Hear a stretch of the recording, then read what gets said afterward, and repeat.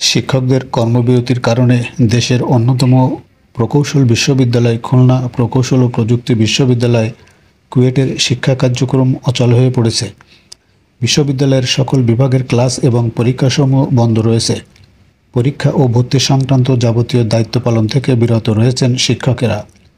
বিরত রয়েছেন একাডেমিক এবং প্রশাসনিক কার্যক্রম থেকেও।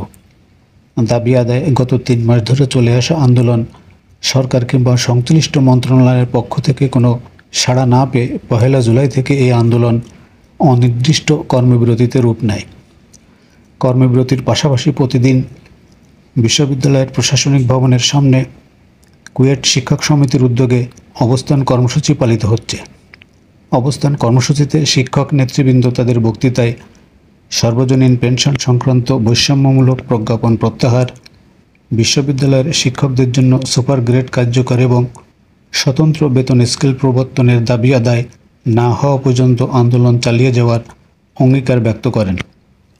এদিকে একই দাবিতে কুয়েট কর্মকর্তা ও কর্মচারী সমিতি পৃথকভাবে 1 জুলাই থেকে কর্মবিরতি এবং অবস্থান কর্মসূচি পালন শুরু করেছে।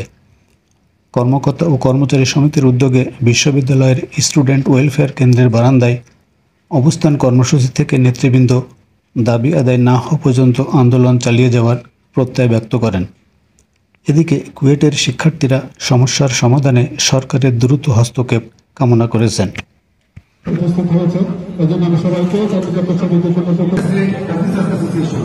আমি স্যারকে সংক্ষিপ্তকালে কিছু বলার জন্য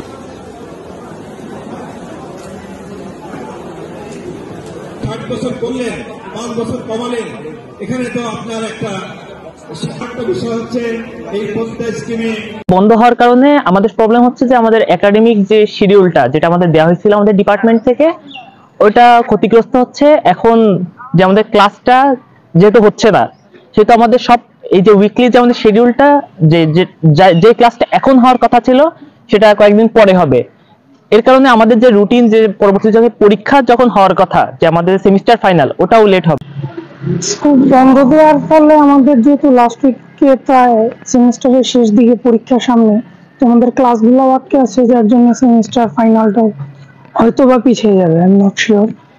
তো সরকারের উচিত আমরা মনে করি যে জিনিসটা যত তাড়াতাড়ি নজরআন্দাজ করা যায় সেটা করে এটার সলিউশন যাতে নিয়ে আসে। তারা তো 1 জুলাই থেকে অনির্দিষ্টকালের জন্য ক্লাস বর্জন করছে, সেটা আমরা ক্ষতিগ্রস্ত হচ্ছি। স্যারদের যেটা দাবি, যৌক্তিক দাবি, সেটা সরকার বিবেচনা করে যত দ্রুত পারে সমাধান করলে তাতে আমাদেরও উপকার হবে এবং স্যারদেরও আর কি স্যাররাও যাতে খুশি থাকে এবং আমাদেরও যাতে ক্লাসটা কন্টিনিউ হয়।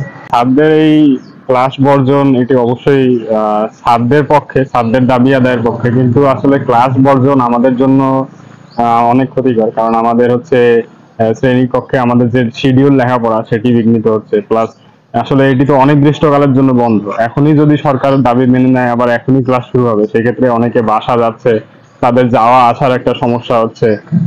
আর হচ্ছে আমরা সবসময় শিক্ষকদের পক্ষে, শিক্ষকদের যে দাবি সেটি অবশ্যই আমরা চাই সরকার দ্রুত নিষ্পত্তি করুক। সর্বজনীন যে পেনশন স্কিম সরকারের একটি মহল থেকে যে বিশ্ববিদ্যালয় সমূহকে অন্তর্ভুক্ত করার নিয়ে যে একটা পেনশন স্কিম করেছে সেই বিষয়ে আমাদের আসলে সেই বিষয়ে আমাদের ভোট দাবির আপত্তি রয়েছে। আমরা তো আলহামদুলিল্লাহ ভালো আছি, এত প্রবলেম সত্ত্বেও আমাদের বেতন কাঠামো নিয়ে সমস্যা। আমাদের আপনারা জানেন আমাদের 2015 সালের পে স্কেলের পরে আমাদের কোনো নতুন বেতন কাঠামো আসে নাই। আমাদের এর মধ্যে যে পরিমাণ মুদ্রাস্ফীতি হয়েছে আপনারা সবাই জানেন।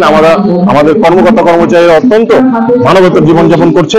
তারপরেও আমরা আশাবাদী থাকি যে আমাদের রিটায়ারমেন্টের পরে আমরা এককালীন কিছু টাকা পাবো, সেই টাকা দিয়ে আমরা আমাদের প্রয়োজনীয় শখ মেটাবো, প্রয়োজনীয় আমাদের যে চাহিদা আছে চাহিদা মেটাবো। সেই পেনশন থেকে আমাদেরকে অব্যাহতি দিয়ে আজকে নতুন একটি প্রত্যয় স্কিম করেছে, যেখানে আমাদের এককালীন কোনো টাকার কথা বলা নাই, সেখানে আমাদের গ্র্যাচুইটির কথা বলা নাই, সেখানে আমাদের প্রভিডেন্ট ফান্ডের কথা বলা নাই।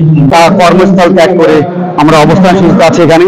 আমাদের এত বড় সিদ্ধান্ত সরকার আমাদের উপরে চাপিয়ে দিল, এই সিদ্ধান্তকে আমরা গ্রহণ করতে পারছি না। আমাদের এই এত বড় সিদ্ধান্ত আমাদের সঙ্গে আলোচনা না করে আমাদের সুবিধা থেকে বঞ্চিত করা হয়েছে।